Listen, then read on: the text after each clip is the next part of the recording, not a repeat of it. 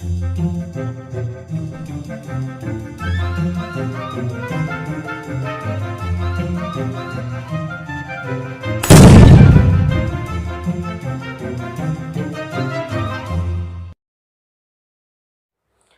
Students, this is Manish Pareek in front of you. Students, आज हम 11th class की एक बहुत ही इम्पोर्टेंट क्लास शुरू करने जा रहे हैं। ये मान लीजिए कि आज की क्लास आपके लिए इतनी ज़रूरी है, इतनी डिपेंड करती है कि जिसने ये कंसेप्ट्स और ये टर्मिनोलॉजी सीख ली, उसका आगे इनऑर्गेनिक केमिस्ट्री से रिलेटेड कोई दिक्कत नहीं आने वाली। यानी कि ये मान लीजिए आपका 40 to 50% जो आगे केमिस्ट्री का पोर्शन है वो इस क्लास पे डिपेंड करने वाला है। इतनी बेसिक और इम्पोर्टेंट क्लास हम बात करेंगे, बहुत बेसिक टर्मिनोलॉजीज बात करेंगे जिसमें कि स्टूडेंट्स अक्सर कंफ्यूज हो जाते हैं, उसको हम आज बात करेंगे। तो पहली जो हमारी टर्मिनोलॉजीज हैं, हम वर्ड स्टार्ट करते हैं एटम। एटम हमने बहुत बार सुन लिया, अब हम पढ़ेंगे एटम होता क्या है। तो एटम हमारा क्या है? एटम स्मॉलेस्ट पार्टिकल है किसी भी सब्सटेंस का, जो इंडिपेंडेंट एग्जिस्ट कर भी सकता है और नहीं भी कर सकता। अगर इसकी डेफिनेशन की बात करें, the smallest particle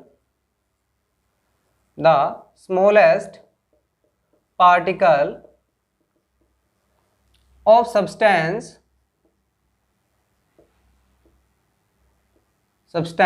which may or may not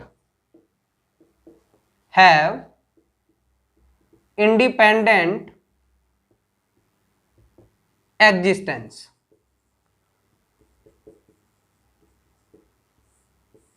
तो क्या है एटम? किसी भी सब्सटेंस का स्मॉलेस्ट पार्टिकल जो इंडिपेंडेंट एग्जिस्ट कर भी सकता है और नहीं भी कर सकता। जनरली अगर हम बात करें तो एटम की जो खुद की इंडिविजुअल जो एग्जिस्टेंस है वो डिपेंड नहीं करती, लेकिन कुछ एक एटम्स हैं जो इंडिविजुअल जो हमारे एग्जिस्ट करते हैं। कैसे हम कह रहे हैं कि ये इंडिपेंडेंट होते भी हैं और नहीं भी होते? जैसे अगर बात करूं मैं हाइड्रोजन, तो हाइड्रोजन जो जनरली हमें नेचर में कैसे मिलता है? H2 की फॉर्म में। तो ये H2 कैसे बना होगा? दो H एटम आपस में कंबाइन हुए और H2 बन गया। तो यहां पे अगर मैं कहूं हाइड्रोजन के एटम की एग्जिस्टेंस, तो बिल्कुल नहीं है। अकेला एटम तो एग्जिस्ट कर ही नहीं पा रहा। किस फॉर्म में कर पा रहा है? इस मॉलिक्यूल की फॉर्म में, हाइड्रोजन मॉलिक्यूल की फॉर्म में कर पा रहा है। ऐसे ही बात करें ऑक्सीजन, तो ऑक्सीजन नेचर में किस फॉर्म में हमें मिलता है? O2 की फॉर्म में। तो ये O2 कैसे भी नहीं होगी, दो ऑक्सीजन के एटम आपस में कंबाइन हुए होंगे और फिर कैसे बना हमारे पास? ऑक्सीजन बना। यानी कि ऑक्सीजन एटम भी क्या नहीं कर पाता? एग्जिस्ट नहीं कर पाता इंडिविजुअल।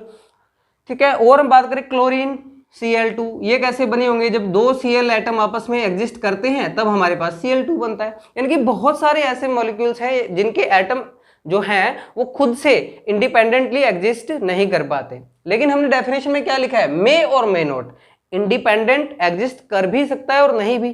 तो ये तो सारे एग्जांपल्स कौन से होंगे? वो हमारे पास एटम्स के एग्जांपल हैं जो इंडिपेंडेंट एग्जिस्ट नहीं करते। लेकिन कुछ एक हैं, जैसे हम पढ़ेंगे नोबल गैसेज। नोबल गैसेज या जिनको हम कहते हैं इनर्ट गैसेज, ये क्या होती है? बहुत ही स्टेबल गैसेज है। जैसे हीलियम, ये मोनो एटमिक फॉर्म में होती है, यानी कि इसका हीलियम का एक एटम क्या करता है? एग्जिस्ट करता है। और आर्गन, नियोन, क्रिप्टॉन, जिनॉन, ये सारी की सारी कौन सी क्लास है? नोबल गैसेज की क्लास है। ये वो हमारे पास एटम है जो क्या करते हैं? इंडिपेंडेंट एग्जिस्ट करते हैं। तो हमारे पास क्या हो गई? दो क्लासेस हो गई एटम की। तो इससे हमारी एटम की डेफिनेशन बन गई क्या? कि एटम क्या है हमारे पास? एटम स्मॉलेस्ट पार्टिकल है किसी भी सब्सटेंस का जो इंडिपेंडेंट एग्जिस्ट कर भी सकता है और नहीं भी कर सकता। जो नहीं कर सकते उनके एग्जांपल बहुत सारे एग्जांपल हैं, और जो कर सकते हैं उनके लिमिटेड एग्जांपल्स हैं हमारे पास, जैसे कि नोबल गैसेस। ठीक है, ये एटम की हमारे पास क्या आ गई? डेफिनेशन आ गई। तो फिर अगर देखो इसके तो जो हमारे इंडिपेंडेंट एग्जिस्टेंस है उस पर तो बिल्कुल इंटरोगेटिव मार्क आ गया। तो वो पहली एक यूनिट जो हमारे पास इंडिपेंडेंट एग्जिस्ट कर सके वो क्या हो सकती है? तो देखो एटम के बाद हम नेक्स्ट डेफिनेशन देखते हैं मॉलिक्यूल। हम नेक्स्ट डेफिनेशन देखेंगे मॉलिक्यूल की। तो मॉलिक्यूल क्या है हमारे पास? The smallest particle, the smallest part of substance. हमारे पास मॉलिक्यूल की अगर डेफिनेशन देखें, मॉलिक्यूल्स, तो हमारे पास क्या आएगा? द स्मॉलेस्ट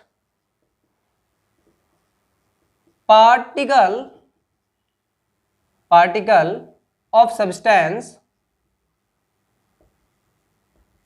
which can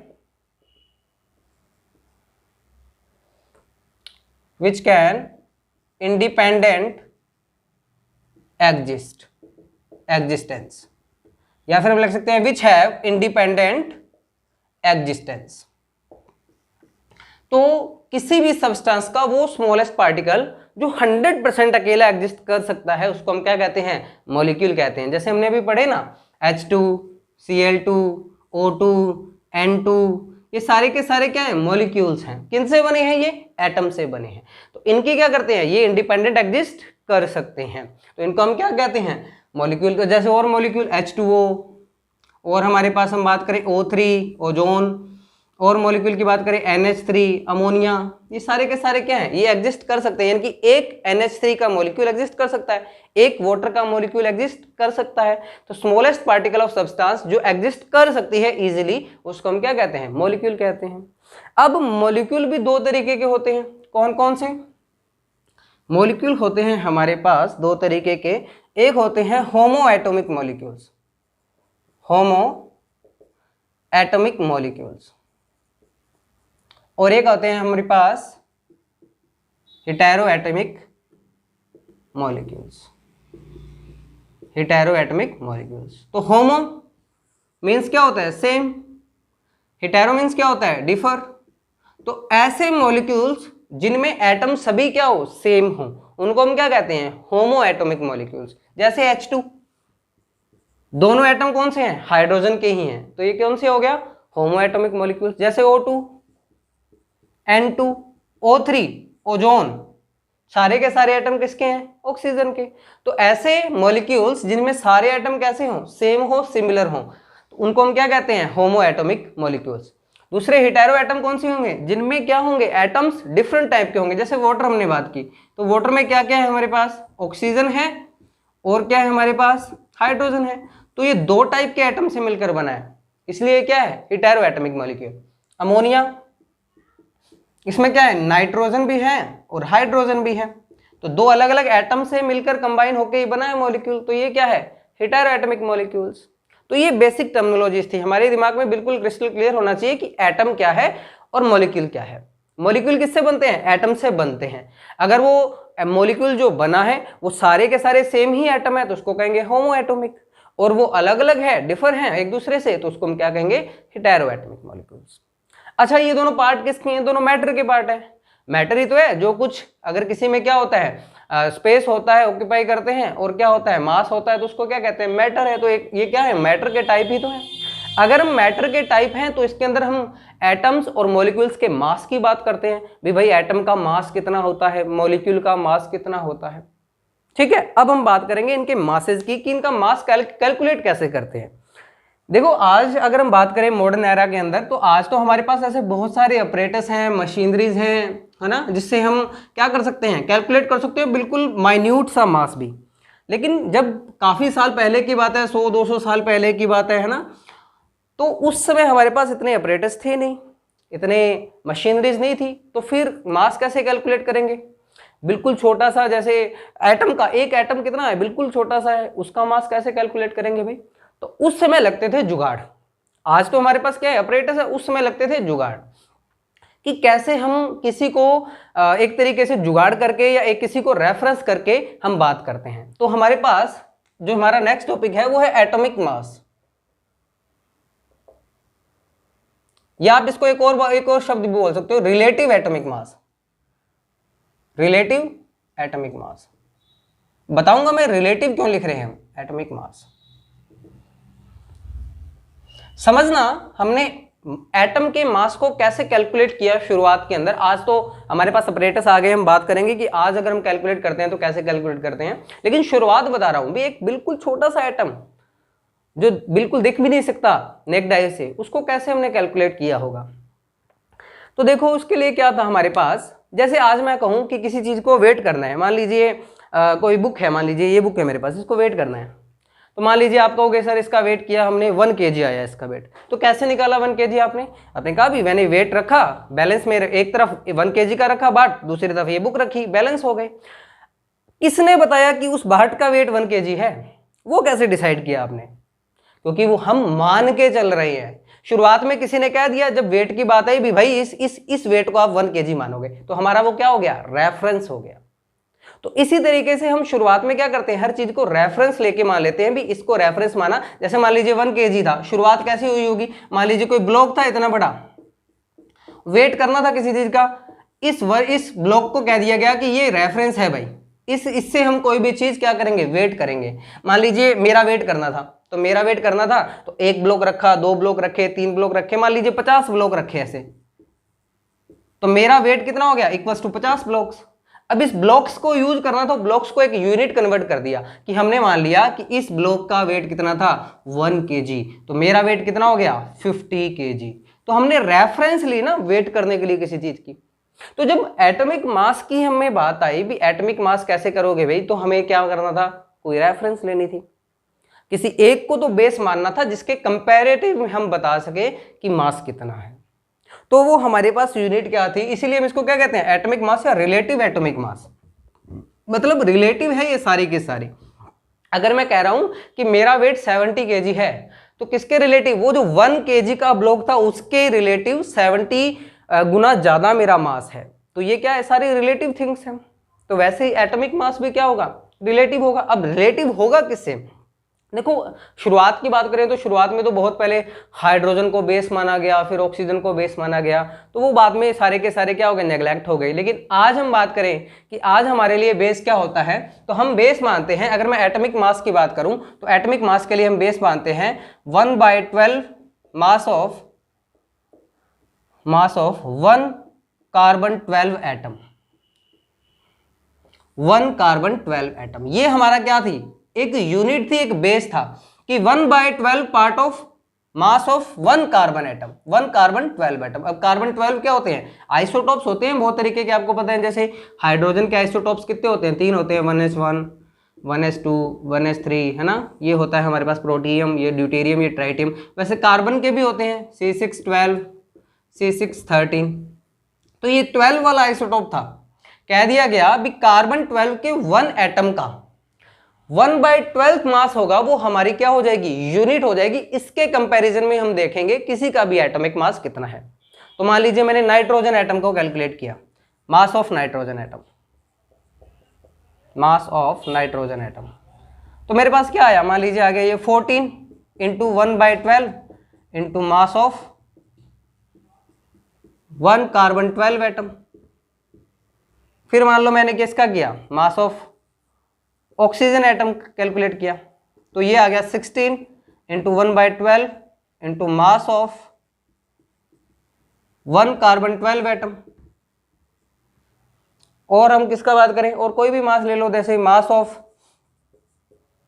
किसका ले? मैग्नीशियम एटम, तो ये हमारे पास हो गया 24 into 1/12 into mass of 1 carbon atom. तो हमारे पास ये सारी चीजें क्या हो गई? सारी की सारी। अभी हमने रिलेटिव मास निकाला भी भाई कार्बन 12 के एक एटम के 1/12 के कितने मल्टीप्लाई बराबर है? 14 के, ये 16 के, ये 24 के। तो हमें पता है ये सारी चीज क्या हो रही है? बार बार रिपीट हो रही है हमारे सामने। तो हमने इसको क्या कर दिया? इसको एक यूनिट में कन्वर्ट कर दिया हमने कि 1/12 into mass of 1 carbon atom, इसको हमने क्या किस में कन्वर्ट कर दिया? हमने यूनिट में कन्वर्ट कर दिया। तो यूनिट थी किसकी? एटॉमिक मास की। तो इसे हमने क्या लिखा? इसे हमने लिखा एटॉमिक मास यूनिट। क्या लिखा? एटॉमिक मास यूनिट, या इसको हम क्या बोलते हैं? AMU। क्या बोलते हैं इसको? AMU। तो हमारे पास मास ऑफ नाइट्रोजन एटम कितना आ गया? 14। इसको क्या लिखा हमने? AMU। तो ये क्या हो गया हमारे पास? 14 AMU। किसका मास हो गया? मास of 1 nitrogen atom. Mass of 1 oxygen atom कितना आ गया? 16 था ये, इसको क्या लिखा हमने? 16 AMU। Mass of 1 magnesium atom कितना आया? हमारे पास आ गया 24 AMU। तो इस तरीके से हमने कंपैरेटिवली क्या स्टार्ट किए? एटॉमिक मास स्टार्ट किया।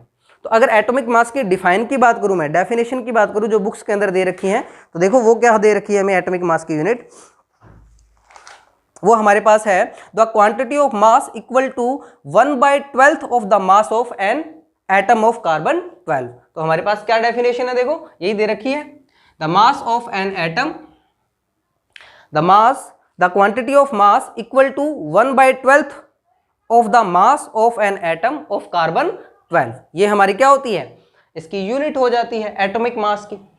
तो एक एटम का मास तो हमारे पास क्या आ गया, बिल्कुल क्लियर कट आ गया कि हमारे पास क्या है 1 AMU, यानी कि कार्बन के अगर मैं बात करूं 1/12 इंटू मास ऑफ कार्बन 12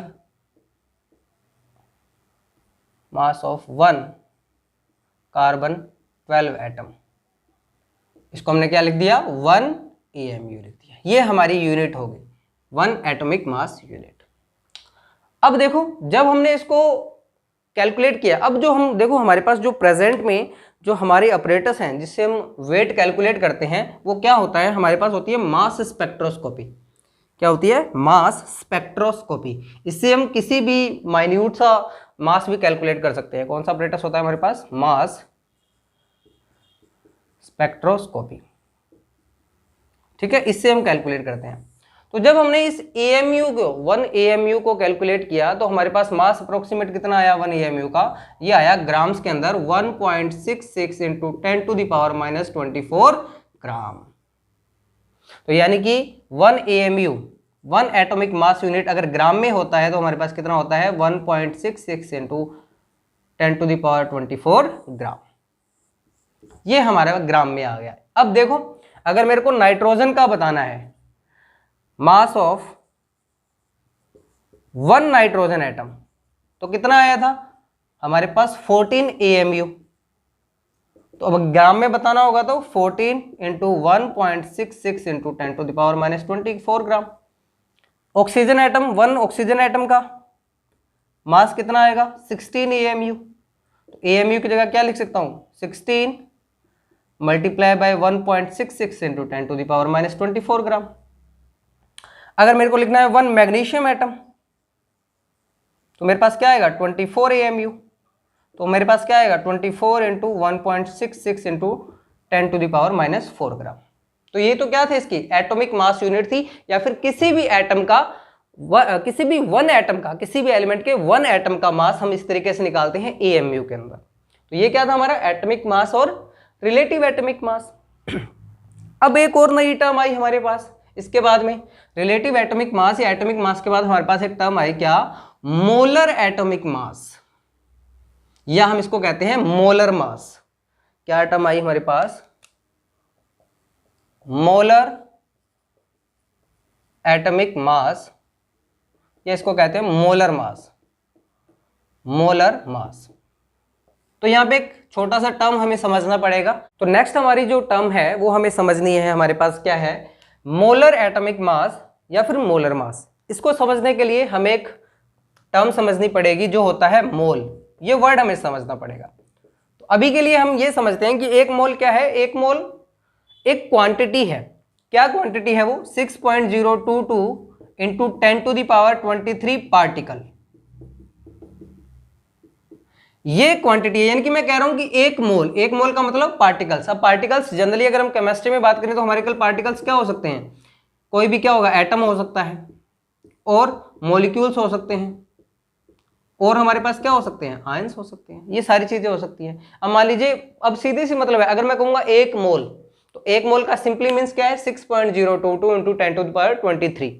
एक mole books, that means 6.022 into 10⁻23 books. एक mole pen, that means 6.022 into 10⁻23 pen. एक मोल मार्कर 6.022 इंटू 10⁻23 मार्कर्स। तो ये एक मोल की यूनिट होती है। तो अब हमारे पास क्या है मोलर एटॉमिक मास या मोलर मास। तो मोलर मास का मतलब क्या हुआ, अभी समझना, हमने एक एटम का मास निकाला। अभी हमने क्या कहा मैंने, मास ऑफ 1 नाइट्रोजन एटम, हमारे पास कितना आया 1 AMU। अगर मैं कहूं मास ऑफ 1 नहीं 14 AMU, नाइट्रोजन का निकाल रहे हैं तो 14 AMU।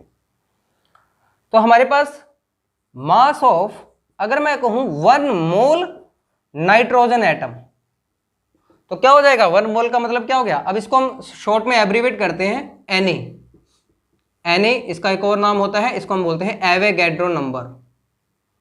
एवोगैड्रो नंबर Na से रिप्रेजेंट करते हैं। Na का मीन्स क्या होता है? 6.022 × 10⁻23 पार्टिकल्स। इसी को हम क्या बोलते हैं? मोल बोलते हैं। तो ये चारों चीजें एक दूसरे से याद रखना। 1 मोल का मतलब इतना पार्टिकल, इसको कैपिटल N फिर पैर में A, सब्सटीट्यूट A, इस तरीके से रिप्रेजेंट करते हैं। इसको एक और नाम क्या बोलते हैं? Avogadro number. तो mass of 1 mole nitrogen atom का मतलब 6.022 × 10⁻14 AMU, इतने पार्टिकल्स। यही बात होगी। अब AMU को अगर मेरे को ग्राम में निकालना है, देखना ग्राम हमने बात की थी, 1 AMU बराबर कितना ग्राम था? 1.66 × 10⁻24 ग्राम। तो ग्राम में मेरे पास क्या हो जाएगा? Mass of nitrogen atom, mass of 1 mole of nitrogen atom कितना हो जाएगा? इन ग्राम्स क्या हो जाएगा? 6.022 × 10⁻23 × 14। AMU की जगह क्या लिख सकता हूं? ये लिख सकता हूं 1.66 × 10⁻24 ग्राम। तो मेरे पास जो मास आएगा नाइट्रोजन का, 1 मोल नाइट्रोजन एटम का, तो मेरे पास क्या मास आया? यहां पे फाइनल रिजल्ट क्या आया? मास of 1 mole nitrogen atom in grams क्या आ गया मेरे पास? इन सबको जब मल्टीप्लाई करते हो तो आपके पास आंसर आएगा 14 ग्राम। क्या आएगा? 14 ग्राम। तो ध्यान देना, मास ऑफ 1 नाइट्रोजन एटम कितना था? ये तो क्या है? 1 mole nitrogen atom. Mass of 1 nitrogen atom कितना था? 14 AMU। और मास ऑफ 1 मोल नाइट्रोजन एटम कितना आया? 14 ग्राम।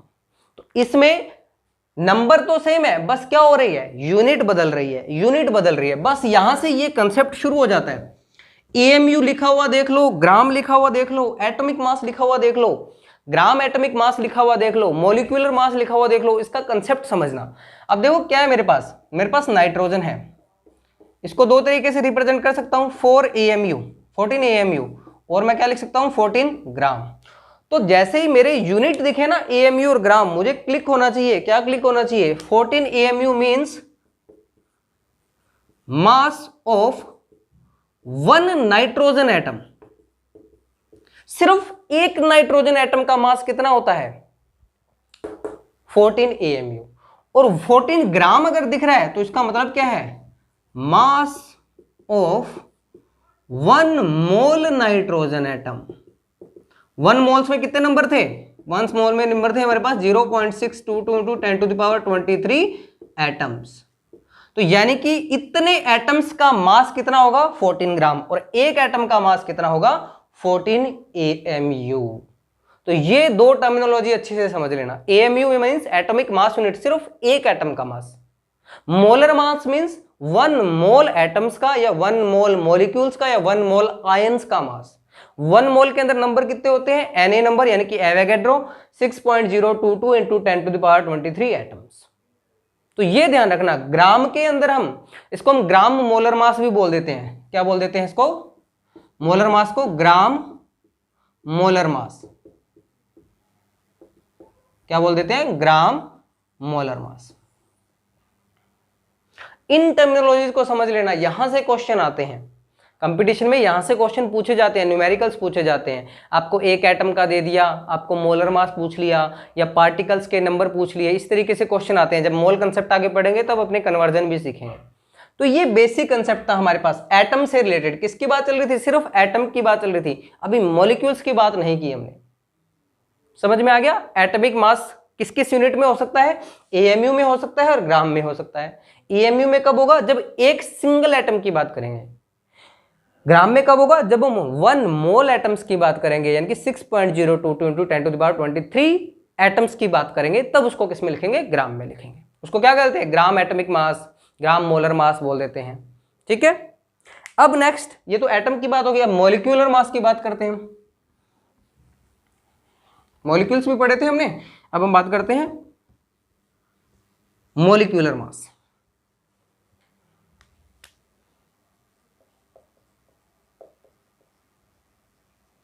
कि किसी मॉलिक्यूल का मास कैसे कैलकुलेट करोगे?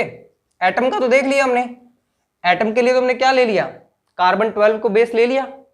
अब मॉलिक्यूलर मास को, मॉलिक्यूल्स में क्या होंगे, एटम्स होंगे।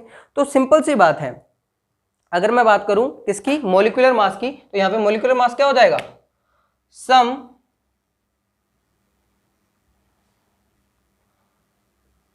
Of the elements, sum of the atomic mass, atomic mass of the elements present in the molecule, present in the molecule। तो मोलिकुलर मास क्या होता है, तो किसी भी मॉलिक्यूल्स के अंदर जितने एटम्स प्रेजेंट होंगे, एटम्स का हमने मास निकालना सीख लिया, उन सबको क्या कर देंगे, सम कर देंगे, उससे क्या निकल जाएगा, मॉलिकुलर मास निकल जाएगा। जैसे देखो H2O, वाटर मॉलिक्यूल का मास निकालना है। हाइड्रोजन, कुछ एक एलिमेंट्स हैं उनके आपको याद रखने हैं, जैसे हाइड्रोजन का एटॉमिक मास होता है 1 AMU, ठीक है। हमारे पास ऑक्सीजन का होता है कितना, नाइट्रोजन का कितना होता है 14, ऑक्सीजन का कितना होता है 16, ठीक है। और हमारे पास नियोन का कितना होता है 20, सोडियम का होता है हमारे पास 22 या 23 होता है, 22.5 के करीबन होता है इसका, वो एवरेज मोलर मास की भी बात करेंगे हम आगे, ठीक है। सोडियम मैग्नीशियम का होता है 24, ठीक है। सल्फर का होता है 32। इस तरीके से कुछ एक एलिमेंट्स हैं, याद रखनी है, क्योंकि जनरली जो हम प्रैक्टिस करते जाएंगे ऑटोमेटिक हमें कुछ याद हो जाएंगे। बाकी जनरली हमें एटॉमिक मास या मोलर मास, एटॉमिक मास जो होता है वो क्वेश्चन में गिवन होता है, 90% हमें गिवन होता है। जो कुछ बेसिक होंगे जैसे ये सब हैं, ये हमें धीरे धीरे याद हो जाएंगे, प्रैक्टिस इतनी करेंगे क्वेश्चन की, ठीक है। तो देखो H2O का मोलर मास निकालना है, तो एक हाइड्रोजन का कितना है 1, तो हाइड्रोजन कितने हैं यहाँ 2, 2 + 1, 2 × 1, प्लस में ऑक्सीजन का कितना है 16, तो कितना हो जाएगा 18, ठीक है। अब हमें निकालना है अमोनिया NH3, नाइट्रोजन का कितना है हमारे पास 14, प्लस में हाइड्रोजन कितने हैं 3, एक हाइड्रोजन कितना है 17, और देखो H2SO4 सल्फ्यूरिक एसिड, हाइड्रोजन कितने हैं 2, एक हाइड्रोजन का 1, प्लस में सल्फर का 32, प्लस में ऑक्सीजन कितने हैं 4 × 16, ये कितना आ जाएगा 98। इस तरीके से आप क्या निकाल सकते हो, मोलर मास। अब ध्यान देना इन सब की यूनिट क्या थी, AMU AMU AMU, तो यहाँ पे क्या आ गया 18 AMU, 17 AMU, 98 AMU। तो जब हम मॉलिक्यूलर मास की बात करते हैं तो हमने क्या लिख दिया, AMU लिख दिया, यानी कि एटॉमिक मास यूनिट। अब यहाँ पे होगी प्रॉब्लम साइंटिस्ट को, भाई मॉलिक्यूलर मास में तुम AMU यूनिट कैसे लिख सकते हो, एटॉमिक मास यूनिट कैसे लिख सकते हो। यानी कि अगर मेरे को एक मॉलिक्यूल, समझना बच्चों, मेरे को लिखना पड़े, यहां बात करता हूं, मेरे को लिखना पड़े मास ऑफ 1 H2O मॉलिक्यूल, तो कितना है हमारे पास 18 के आगे यूनिट क्या लिखी AMU, तो AMU तो किसकी थी, एटम की थी, ये तो कौन है मॉलिक्यूलर मास है। तो AMU की जगह मॉलिक्यूल्स में क्या यूज करते हैं, U, सिर्फ U यूनिट यूज करते हैं, स्मॉल u का मीन्स क्या होता है यूनिफाइड मास, यूनिफाइड मास, यानी कि एक H2O के मॉलिक्यूल का मास कितना होता है 18U। ऐसे ही मास ऑफ 1 NH3 मॉलिक्यूल, एक NH3 के मॉलिक्यूल का मास कितना होगा 17U। ऐसे ही H2SO4, mass of 1 H2SO4 molecule 98U। तो ये क्या आ गया हमारे पास, मॉलिक्यूलर मास आ गया। तो ये तो क्या था, मॉलिक्यूलर मास एक एटम था, लेकिन हमें मोलर निकालना पड़ जाए, मोलर मॉलिक्यूल्स का, यानी कि 1 मोल का निकालना पड़ जाए। तो सेम कंसेप्ट वही, क्या कंसेप्ट लगेगा, मास of 1 mole of H2O molecule. तो जैसे हमने क्या किया था वही, उसके अंदर AMU किस में कन्वर्ट हो गया था, ग्राम में, ऐसे इसमें भी क्या हो जाएगा ग्राम में 18 gram. Mass of 1 mole of NH3 molecule क्या हो जाएगा 17 gram. Mass of 1 mole of H2SO4 molecule sulphuric acid molecule क्या हो जाएगा 98 ग्राम। तो इसी तरीके से मोलर मास की अगर हम बात करें तो मोलर मास दो तरीके से लिख सकते हैं। जैसे वाटर की बात करूं मैं, वाटर H2O है, इसका मास दो तरीके से लिखा हुआ मिलेगा आपको, या तो क्या मिलेगा 18U या क्या मिलेगा 18 ग्राम। 18U मीन्स 18U का मतलब क्या हुआ, मास ऑफ 1 मॉलिक्यूल, और 18 ग्राम का मतलब क्या हुआ, मास of 1 mole of H2O molecule. Mass of 1 mole of H2O molecule. 1 मोल के अंदर डिजिट नंबर कितने होते हैं 6.022 इंटू 10⁻23 मॉलिक्यूल। यानी कि वाटर के इतने मॉलिक्यूल का मास कितना होगा 18 ग्राम। वाटर के एक मॉलिक्यूल का मास कितना होगा 18U। ठीक है, इस तरीके से हम एटॉमिक मास और मोलर मास में कैलकुलेट कर सकते हैं।